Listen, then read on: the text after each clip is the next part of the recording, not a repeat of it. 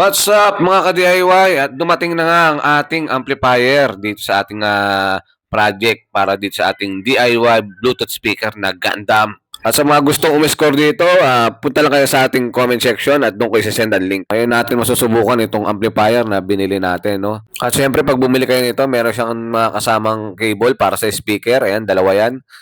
Isang power cable, isang remote, at isang cable para sa DC voltage kung gusto yung magkabit sa battery o adapter. Kaya lang po mga kasama niya.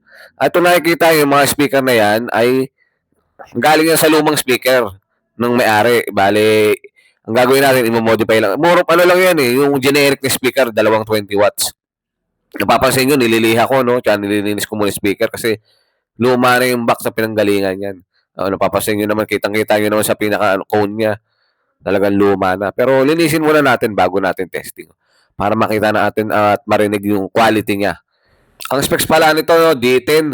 Ayan, may kita yung sa likod, may mga socket na siya ng para sa speaker, sa tweeter, at saka sa LED. Tatlo lang naman ang magiging ano yan. Hindi na kayo malilito.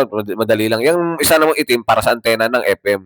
Pero hindi na natin masyado kailangan yun kasi hindi na tayo masyado nag-FM. At ayun, hininang ko muna yung kable ng speaker. Si-series ko muna yan. Tapos, pagkas ko hinangin yan, kakabit ko na rin yung sa Twitter niya.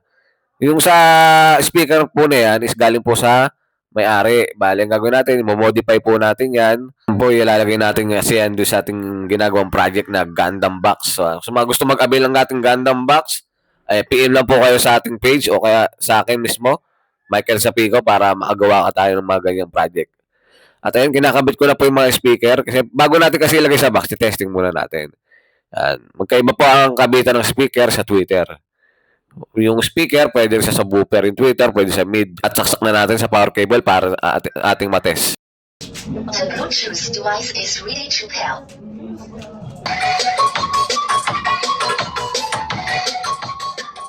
Kaya lang po, salamat po sa mga panonood. Comment na lang po kung gusto mag-avail nito. Salamat, thank you!